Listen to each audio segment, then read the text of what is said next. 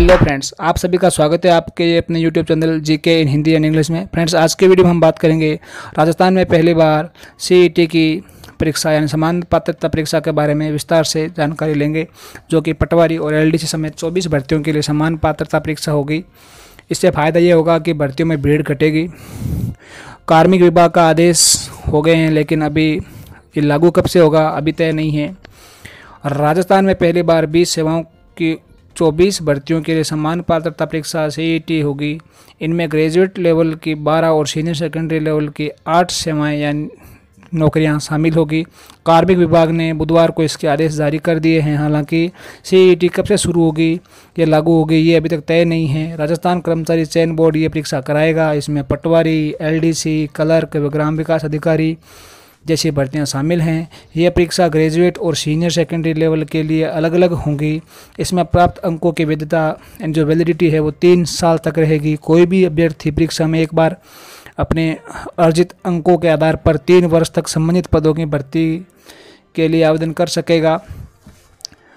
CET की परीक्षा के बारे में कुछ मुख्य बिंदुओं पर हम गौर कर लेते हैं। पहला है क्या सीईटी की परीक्षा आखिर क्या है। तो समान पात्रता परीक्षा या प्री परीक्षा होगी। इसके बाद जिस पद के लिए भर्ती निकलेगी उसकी अलग से परीक्षा होगी, जो मुख्य परीक्षा होगी। इसमें शामिल होने के लिए संबंधित भर्ती एजेंसी पात्रता परीक्षा की न्यूनतम कट ऑफ जारी कर देगा कि कितने प्राप्तांक तक के अभ्यर्थी मुख्य परीक्षा के लिए आवेदन कर सकते हैं। अगला क्वेश्चन है कि इसका क्या फ़ायदा होगा और क्या नुकसान होगा। तो इसका सबसे बड़ा लाभ ये है कि भर्तियों में बहुत ज़्यादा भीड़ नहीं हो जुटेगी पहले की तरह, क्योंकि सिर्फ वही लोग आवेदन कर पाएंगे जिन्होंने सीईटी में तय प्राप्तांक हासिल किए हैं। इसके अलावा इसमें पारदर्शिता भी बढ़ेगी। हालांकि इसका नुकसान भी है। नुकसान ये होगा कि अब मुख्य परीक्षा के अलावा एक और परीक्षा देनी पड़ेगी अभ्यर्थियों को। अगला क्वेश्चन है कि कितनी बार सीईटी के एग्ज़ाम दे सकते हैं। तो इस परीक्षा में शामिल होने के अवसरों की कोई सीमा तय नहीं है। आयु संबंधी और अन्य पात्रता के आधार पर कोई भी अभ्यर्थी अपनी रैंकिंग के अंक सुधारने के लिए कितनी भी बार परीक्षा में शामिल हो सकता है। वह जिस अवसर में अधिक अंक प्राप्त करेगा उसे ही पात्रता के लिए गिना जाएगा। यानी कि मान लो पिछली बार आपने मान लो इस साल अगर आप सीईटी देते हो और अगली बार सीईटी देते हो, तो जो आपके अंक जिस समय ज़्यादा होंगे या आपके अंक मान लो पिछले साल कम रह गए हो और इस साल दोबारा सीईटी देकर आप अंक सुधारना चाहते हो तो अपने परफॉर्मेंस सुधार सकते हैं। और जो अंक आपके ज़्यादा होंगे जिस अवसर में उसे ही अंकों को माना जाएगा और उसे ही पात्रता के लिए गिना जाएगा। अगला बिंदु है कि परीक्षा कैसे होगी। तो जिन सेवाओं को इसमें शामिल किया गया है उनसे संबंधित भर्ती में शामिल होने के लिए ये परीक्षा अनिवार्य है। ये एक चरण में बहुविकल्पी प्रश्न पत्र से होगी, यानी मल्टीपल चॉइस क्वेश्चन जो होते हैं। अभी तक आप कंपटीशन एग्जाम में देखते हो यही पैटर्न चल रहा है प्राय। जो मल्टीपल चॉइस के क्वेश्चन होते हैं जिसमें ए से भरने पड़ते हैं या ABC भरना पड़ता है, उसी बहुविकल्पी प्रश्न पत्र से ये होगी परीक्षा। परीक्षा के बाद सभी अभ्यर्थियों के अंक सार्वजनिक यानी पब्लिक कर दिए जाएंगे। इसमें कोई न्यूनतम उत्तीर्ण अंक नहीं होंगे, यानी जो जितने अंक आएंगे जिसके उतने अंक है वो पब्लिक यानी सार्वजनिक कर दिए जाएंगे। और इसमें कोई न्यूनतम वो मिनिमम कोई लिमिट नहीं होंगी।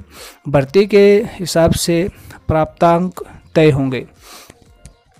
अगला बिंदु आता है सहूलियत, यानी इससे क्या अपने को बेनिफिट मिलेगा। तो चयन बोर्ड 1 टाइम रजिस्ट्रेशन की व्यवस्था लागू करेगा। इससे न सिर्फ इस परीक्षा के लिए बल्कि इस परीक्षा के आधार पर होने वाली भर्ती के लिए बार बार आवेदन नहीं करना पड़ेगा। यूनिक पहचान संख्या से आवेदन हो सकेगा। यह सिस्टम RPSC बोर्ड व अन्य भर्ती एजेंसियों के समन्वय में बनेगा। और अगला हम बिंदु आता है कि ये जो भर्ती है, जो व्यवस्था है वो किन किन भर्तियों पर लागू होगी। तो ये इन भर्तियों पर लागू होगी व्यवस्था जो ग्रेजुएट लेवल के देख लेते हैं। पहले 12 सेवाओं के 16 पद इसमें आएंगे।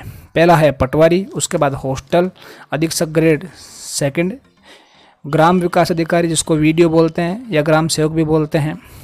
अगला है डिप्टी जेलर, फिर है असिस्टेंट जेलर, फिर है ग्राम विकास विभाग में कोऑर्डिनेटर ट्रेनिंग और फिर कोऑर्डिनेटर सुपरविजन, फिर बाल विकास विभाग में सुपरवाइज़र, महिला अधिकारिता विभाग में supervisor, district industrial officer, manager industrial estates और इंडस्ट्री इंस्पेक्टर, टेक्स्ट असिस्टेंट, राजस्व विभाग में TRA, उसके बाद जिलाधर और जूनियर अकाउंटेंट के पदों के लिए समान पात्रता परीक्षा यानी सीईटी की परीक्षा करवाई जाएगी। ये तो है ग्रेजुएट लेवल की।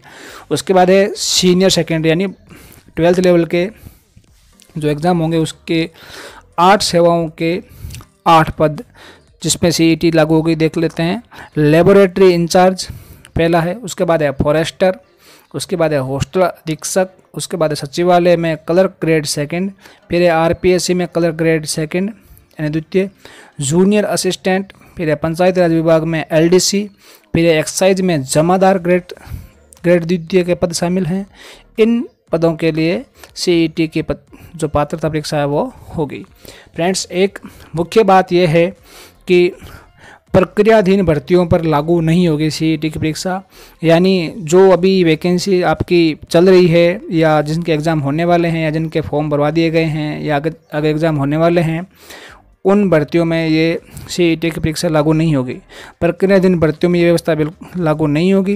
राजस्थान कर्मचारी चयन बोर्ड की ओर से की जा रही 4421 पदों की जो पटवारी की भर्ती 2020 की है उसमें सीईटी की परीक्षा है वो लागू नहीं होगी। ये भर्ती है पटवारी की जो अभी होने वाली है, आगे एग्ज़ाम होंगे इसके, वो इस सीईटी की परीक्षा के दायरे से बाहर रहेगी। कर्मचारी चयन बोर्ड के अध्यक्ष हरिप्रसाद शर्मा ने साफ कहा कि पहले जारी हो चुकी भर्तियों और प्रक्रियाधीन यानी जो होने वाली है, जिनके फॉर्म भरा दिए गए हैं या एग्ज़ाम होने वाले हैं या होंगे, वो सीईटी की जो परीक्षा है उसमें समान पात्रता परीक्षा का नियम उसमें लागू नहीं होगा। सो फ्रेंड्स, ये था आज का वीडियो।